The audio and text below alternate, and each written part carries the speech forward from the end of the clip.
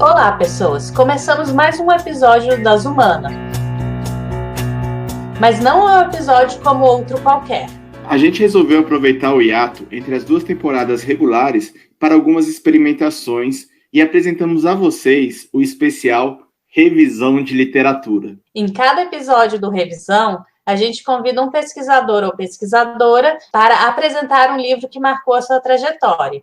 E a gente vai discutir essa obra. Essa é uma boa chance para quem quiser aproveitar as festas de fim de ano ou as férias, ou o que tiver delas nesse momento, para completar a sua biblioteca. E serão menos episódios e episódios mais curtos, para deixar a experiência mais leve. E a convidada de hoje é a Isabela Freire Vanderlei. Oi, Isabela, tudo bem? Tudo bem. Primeiro, seja bem-vinda, né? E a gente vai, então, contar um pouquinho da sua trajetória. A Isabela é graduada em Relações Internacionais na UNB e tem mestrado em Política Ambiental pela Universidade de Cambridge. E, dessa vez, vocês não vão ouvir o coro dos anjos, pois o momento mais formal do programa é a apresentação do autor. Isso mesmo. E hoje a gente vai falar principalmente do Amartya Sen e o livro Desenvolvimento como Liberdade. Amartya é um professor nascido em Bangladesh, mas que migrou com a família para a Índia, ainda jovem. Ele é reconhecido por sua obra e por ter recebido o Prêmio Nobel de Economia em 1998, exatamente por causa das suas reflexões sobre escolha social e bem-estar. É professor de Economia e Filosofia em Harvard, e junto com o paquistanês Mahbub-ul-Haq, criou o Índice de Desenvolvimento Humano, o IDH, em 1990. Bem, Isabela, quando que você se deparou com o livro do Amartya e qual foi o impacto que ela causou em você? Eu ouvi falar do livro do Amartya quando eu, no meu mestrado, estava pesquisando indicadores de sustentabilidade de comunidades afetadas por projetos de empresas. Então, eu estava buscando indicadores que fossem sólidos do ponto de vista acadêmico, mas que também fossem simples e fáceis de entender, de comunicar, para serem adotados de fato pelo setor privado. Então, era uma confluência de três literaturas diferentes. A literatura sobre desenvolvimento, sobre o que é o desenvolvimento e como mensurá-lo. E as outras literaturas que eu estava juntando era uma literatura mais sobre o que é a sustentabilidade, mais da economia ambiental, e como mensurar o nível de sustentabilidade, se é sustentável, se não é sustentável. E uma literatura que a academia geralmente não aceita muito como acadêmica, mas que tem um impacto tremendo, e é o que o setor privado olha, que é a literatura das escolas de negócio, que olham as práticas das empresas, que geralmente têm uma escrita bem diferente, elas são quase como manuais, né, do que fazer, como fazer, e especialmente a parte que diz respeito à responsabilidade das empresas. O livro do Amartya Sen de Desenvolvimento como Liberdade, ele era, acho que um ponto central que começava a tocar todos esses pontos, né, porque ele saía dessa visão mais restrita de desenvolvimento como algo econômico apenas, e trazia esses elementos de que, olha, o ser humano não é só isso. A gente não quer só comida, a gente quer comida, diversão e arte. A gente não quer só comida, a gente quer saída para qualquer parte. Tem outros aspectos que são importantes no bem viver, né? E ajudava a identificar quais eram esses aspectos e como mensurá-los, né? Então, Bela, pensando um pouco na minha experiência com a Amartya Sen, que eu li no mestrado, e foi numa disciplina que tratava exatamente de desenvolvimento, e aí a gente usar essa palavra corriqueiramente como algo positivo, que na minha cabeça nem sempre é, porque você está falando de uma progressão e um caminho único para todo mundo.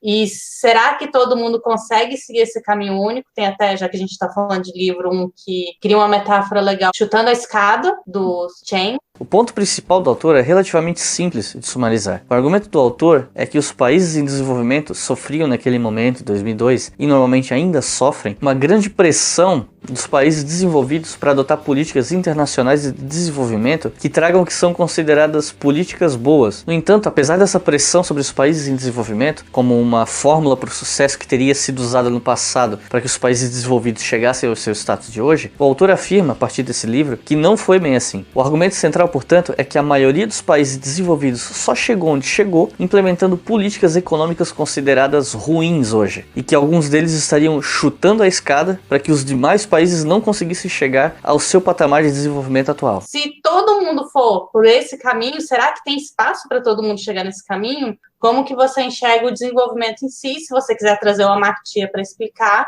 e se você puder também falar um pouco de onde você estava partindo, qual era o seu lugar dessa de querer avaliar projetos? Eu terminei a faculdade já estagiando dentro de uma ONG ambientalista e fiquei uns 3 anos trabalhando lá antes de começar o mestrado. E nessa ONG, o meu trabalho era justamente o de fazer projetos que tivessem objetivos de conservação, criação de corredor de biodiversidade, coisas assim, mas que atendessem os anseios, as necessidades do setor privado. Então, era para desenhar projetos assim, feitos sob medida para parceria entre essa ONG ambientalista e empresas. Então, foi a primeira vez que eu me deparei com essa visão do setor privado, do que faz essa máquina rodar, né? E um pouquinho antes de sair para o mestrado, caiu no meu colo esse projeto de uma mineradora grande que ia começar uma exploração numa cidade da Amazônia. E procurou essa ONG perguntando o que a gente faz, né? E aí, o que a gente faz? E foi a primeira vez que eu me deparei com isso, né? Era super nova e estava tentando desenhar um projeto que funcionasse para atender os objetivos de conservação e também os da empresa. E muito rapidamente eu comecei a perceber que a empresa tinha uma visão muito restrita do que era desenvolvimento, né? Eu vou chegar lá, vou criar um monte de emprego, o que mais vocês querem? E a própria ONG ambientalista também tinha uma visão muito restrita. Eles precisavam, não, cria essas áreas aqui, preserva isso aqui, e aí a biodiversidade está ok. E como é mineração, tem um plano de recuperação da área, quando vocês saírem de lá 50 anos depois, vocês têm que fazer um processo de recuperação, garantir que não vai ter poluição. Enfim, tinham preocupações bem pontuais. E assim, sabendo do histórico dos impactos da mineração no Brasil, eu sabia que eu não podia, né, simplesmente largar por ali. Então, da minha própria conta, eu saí catando tudo quanto era indicador, evidência, e fui embutindo dentro daquele projeto. Eu terminei com um tabelão gigantesco, com tudo que eu encontrava sobre desenvolvimento e indicadores de desenvolvimento que poderiam ser interessantes naquele momento. E principalmente a parte social, que era o que eu estava tentando trazer e convencer ambas as partes de inserir no projeto, e não era muito o interesse de nenhuma das duas. Era essa experiência pessoal que motivou a minha vontade de entender melhor o que é desenvolvimento de fato. Dá para dizer que é sustentável se você fez uma reserva ao redor?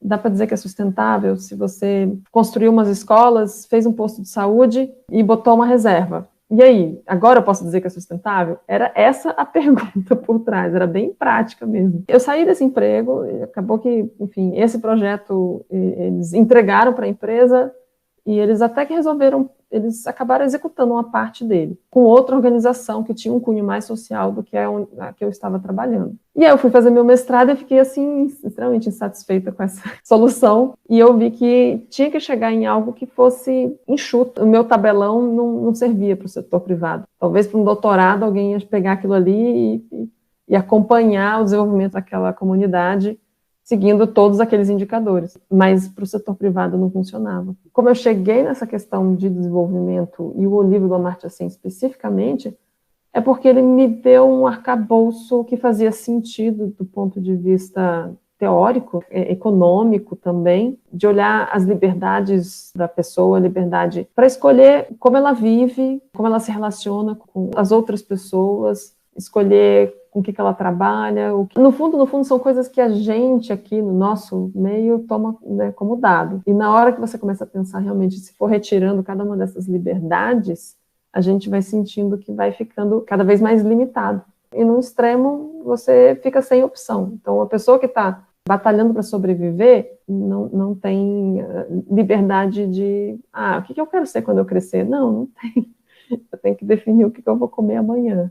Mas eu também, da mesma forma, a pessoa que está num regime autoritário, ela também não tem as liberdades de explorar os seus horizontes como poderia se tivesse a liberdade de participação democrática. Então, a Amartya Sen fala muito disso, assim, acho que do poder da comunidade, da democracia, esse contexto mais amplo, né, de sociedade, e um caminho para o desenvolvimento que não é essa escadinha que você estava falando, né, completamente. Ainda tem muito disso, né, mas também fala, por exemplo, de igualdade de gênero, fala das desigualdades dentro de uma sociedade que pode ser considerada desenvolvida, mas quando você vai olhar o detalhe, né, ela é desenvolvida para quem, né?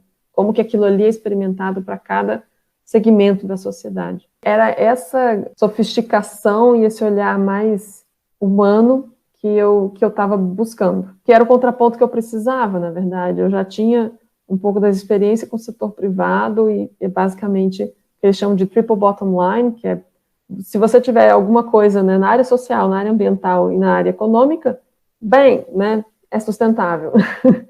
Não tem uma preocupação muito grande sobre o resultado disso, né? É só, enfim, cumprir tabela. Olha, estou trabalhando no meio ambiente, estou trabalhando... Então, para eles, realmente, construir uma escola, fazer uma reserva e gerar empregos, já é considerado como responsável, como sustentável e tal. Tá mudando bastante, tá? Mas isso naquela época, isso, quando eu me deparei com essas questões todas, era 2005, de 2005 a 2008. E, por outro lado, a literatura sobre sustentabilidade, ela era muito focada na parte ambiental, né, na capacidade de, não sei o termo em português, carrying capacity, a capacidade de prover o que a gente precisa e de se recuperar do que a gente despeja na natureza, é basicamente isso. Então, muitas das definições de sustentabilidade vêm com esse viés da ecologia e economia. Então, eram essas duas vertentes se casando para definir, aí sim, mensurar e dizer, é sustentável ou não é sustentável? Ultrapassou a capacidade ou não ultrapassou a capacidade? E o ser humano, no meio disso tudo, ficava completamente perdido. Embora na visão mais de responsabilidade social corporativa tivesse essa questão do social, ela era muito solta. E a visão do Amartya Sen, com que depois ele consolidou dentro do Índice de Desenvolvimento Humano, né, com seus 3 elementos, longevidade. Então tá, para termos a classificação do IDH, cálculos são feitos em cima de 3 dimensões: expectativa de vida, educação e renda. Vamos conhecê-las. As 3 dimensões do desenvolvimento humano. Escolaridade. O IDH computa a taxa bruta de matrícula e a taxa de alfabetização de pessoas com mais de 15 anos. Outra dimensão do desenvolvimento humano, a renda. O índice recorre ao PIB per capita, o Produto Interno Bruto por cabeça. E a última dimensão do desenvolvimento, a expectativa de vida. Utiliza a expectativa de vida ao nascer.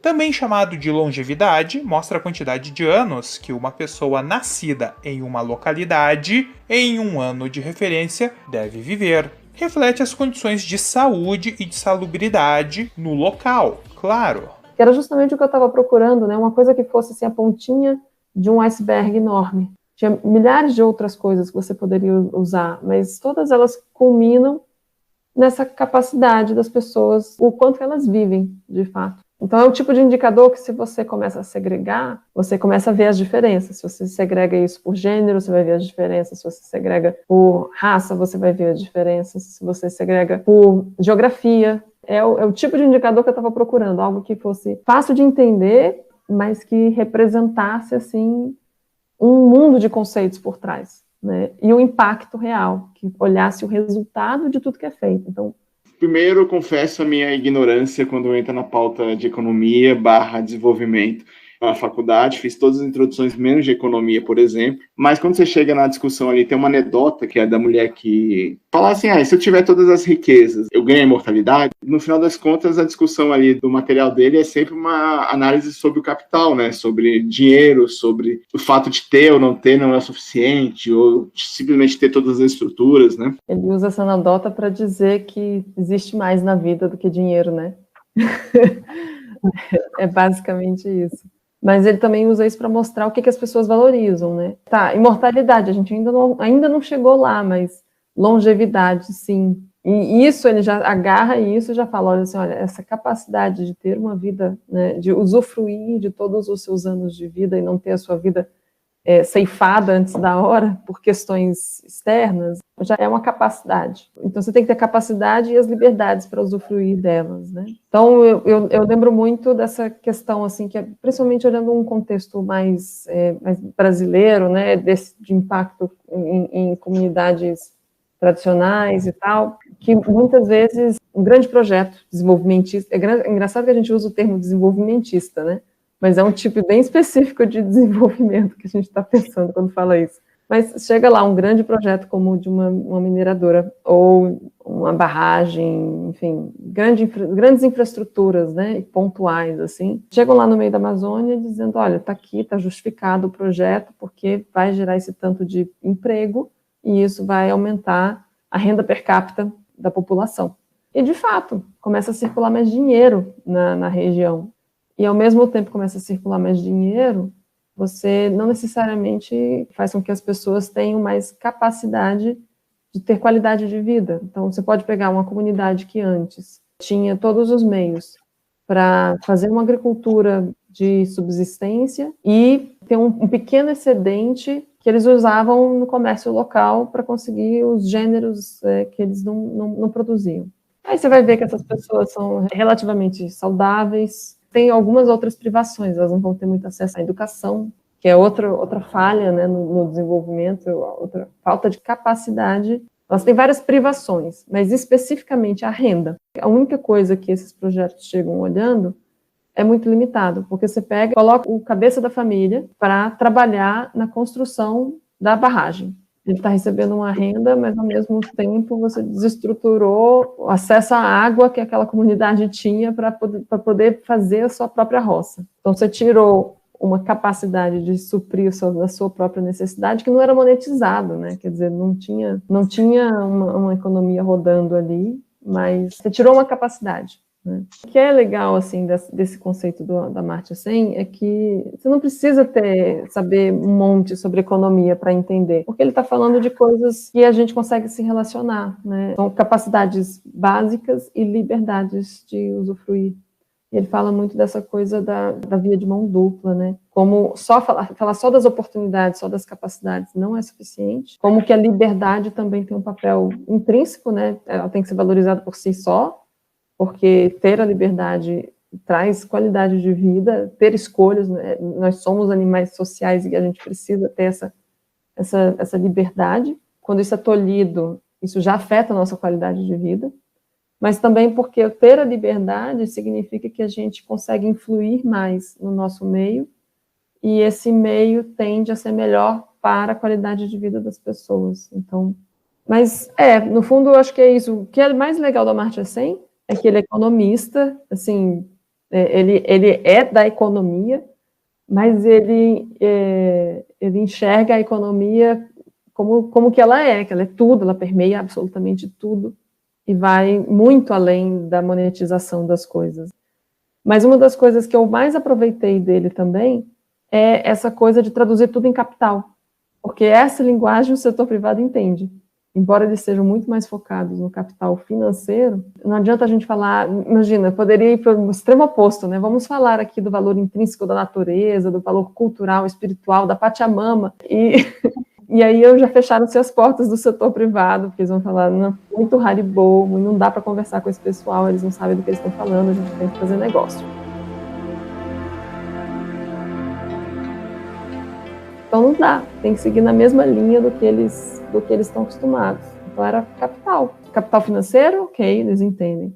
Capital natural, eles estavam começando a incorporar essa linguagem, né? Então a literatura das empresas, das escolas de negócio, estava começando a falar da importância de se considerar o capital natural, são esses os termos que eles usam, no planejamento das empresas, né? Então esse livro Green to Gold era a crista da onda no momento, justamente para convencer as empresas de que era bom negócio ter uma lente ambiental. Então, toda essa filosofia da conservação e tudo, ela pode ser traduzida dentro de uma ótica de capital natural. E seguindo a mesma linha, e mais na linha do Amartya Sen mesmo, tem o capital social e o capital humano, né? Então, ele era um dos grandes, assim, campeões de dizer, olha, não é só o capital financeiro, tem capital social e capital humano. O capital humano sendo isso, o indivíduo em si, que é justamente ter acesso à educação, você conseguir se melhorar como indivíduo, progredir na vida. E o social começa a olhar a malha da sociedade. Num nível mais micro, é você ter uma comunidade que se conhece, saber quem são seus vizinhos e poder contar com eles. Então, você está falando de uma comunidade tradicional, às vezes isso é mais importante do que qualquer outra coisa. Se alguém fica doente na sua família, você tem a quem recorrer. Na hora que chega um mega projeto de mineração, e chega um monte de forasteiro, e aquela malha social se esvai, ninguém nem consegue calcular a perda do capital social. E ainda sob o olhar da economia, que transforma tudo em capital. E tudo bem, né? Apesar, tem muitas críticas com relação a isso também, porque você perde acho que alguns dos valores intrínsecos das coisas. Mas eu ainda acredito que o ganho de conseguir se comunicar e se fazer entender por uma parcela poderosa da nossa sociedade, que é o setor privado, vale a pena. Bela, eu tinha separado uma citação que eu acho que é importante para quem estiver ouvindo a gente, se não entendeu ainda o que é o conceito do Amartya Sen, quando ele fala em desenvolvimento, ele fala da expansão das capacidades das pessoas de levar o tipo de vida que elas valorizam e com razão. Ou seja, está muito ligado a isso que você está falando, de oportunidade, liberdades para poder viver a vida que você imagina que você deseja como tal. E aí eu acho legal esse de com razão. Não é alguém que está vindo externo, seja Estado, seja empresa, seja projeto, definir o que eu quero da vida, mas permite que essas comunidades, a partir dos valores delas, definam qual o tipo de vida que elas querem levar, e aí que o desenvolvimento permita gerar oportunidades, liberdades e capacidades para elas viverem essa vida. E aí, quando você fala de ceifar e da longevidade, pensando aqui que nesse ano a gente já teve muitas perdas, principalmente no movimento negro, que a gente vê cada dia um crime novo acontecendo, como para mim foi uma das primeiras vezes que eu peguei um livro que tinha dados bem concretos de, olha, uma pessoa negra nos Estados Unidos, a longevidade dela é menor do que em países como Jamaica, Costa Rica ou algumas regiões da Índia. A pessoa está integrada naquela sociedade, está atuando no mesmo espaço que uma pessoa branca, e mesmo assim a longevidade, as capacidades delas são diminuídas. Faz sentido falar em grupos vulneráveis e pensar quando as ações de desenvolvimento vão impactar essas pessoas de forma diferente? Faz todo sentido. Acho que um dos grandes méritos do Amartya Sen, e por isso ele merecia, não sei, talvez uns 3 Nobéis, não um só, é ele ter conseguido capturar tudo isso num indicadorzinho fácil de monitorar e que dá para fazer não só no nível nacional, mas municipal, né? Então, já é um grande avanço a gente ter conseguido descer até esse nível. E hoje a gente consegue dizer os municípios que estão ficando para trás, né, como município. Mas é claro que não é o suficiente, né, porque mesmo dentro de um município, você vai ter populações que são mais beneficiadas do que outras. E por isso mesmo que eu acho interessante, que foi o que eu me propus a fazer no mestrado, era de não só olhar o IDH como um índice, que já compila outras coisas, mas olhar os seus elementos, que é educação, saúde por meio da longevidade e a renda. Separando esses 3 pontos, a gente começa a entender melhor essas dinâmicas. Tem tantos recortes diferentes, e você, para realmente conseguir entender o que está acontecendo, e o quão desigual é o desenvolvimento, né? Como ele é experimentado de forma diferente, dependendo de onde você está nessa pirâmide, seria realmente fundamental a gente conseguir segregar. Eu queria fazer uma pergunta, Isabela. São 22 anos esse texto, né? A pergunta é se ele ainda é atual, né? O que precisaria ser atualizado nesse momento? Em termos de atualização mesmo, assim, do conceito, e vendo onde a gente está hoje, para mim o que eu sinto falta hoje, olhando para isso, que era algo que, na verdade, eu já estava procurando lá atrás, há 10 anos atrás, né? Eu tive que buscar noutra literatura, que era a questão do limite do crescimento, né, da sustentabilidade, da capacidade da natureza de aguentar a gente, né? E é o que a Ju estava falando no começo, né, da escada. Mesmo no conceito dele, eu acho que ainda falta um reconhecimento de que existem limitações, né, que a gente precisa acolher, né, e pensar outra forma de atender às nossas necessidades e às nossas vontades, né, porque muito disso é a liberdade de escolher, contanto que se respeite esses limites do planeta. E isso eu não vejo refletido, não está no IDH, tanto é que eu tive que juntar o IDH com outras coisas, com pegada ecológica, né, com outros indicadores, porque isso realmente não aparece no IDH. Então, hoje eu diria que a principal atualização necessária para a Amartya Sen, se eu posso ousar falar um negócio desse, seria de considerar os limites do desenvolvimento, ou o desenvolvimento sustentável, né? Que foi justamente um desenvolvimento da literatura e do pensamento que veio caminhando em paralelo e demorou um pouco para as duas coisas se juntarem.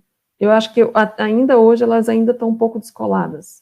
Bem, Bela, eu queria entrar um pouco no outro livro que você falou que também te marcou na trajetória, que você até citou, o Green to Gold, que em português é o Verde que Vale Ouro, do Daniel C. East e Andrew S. Winston. E eles defendem muito o uso dessa lente ambiental para você não perder dinheiro e também ganhar oportunidades que não haveriam se você não tivesse essa lente ambiental. Eu preciso localizar este livro no tempo e no espaço.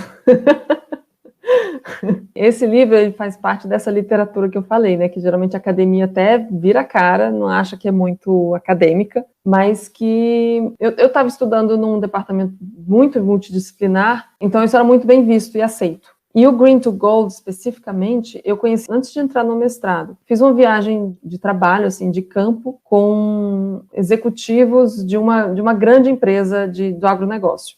E fomos lá para a fronteira ali do Cerrado, que hoje está no olho do furacão, com questão de conversão de habitat natural. E esse era o livro que esse cara carregava debaixo do braço. Era um cargo alto dentro da empresa, era um gringo que tinha vindo para o Brasil para conhecer o que estava acontecendo, e ele estava mostrando isso para os colegas dele.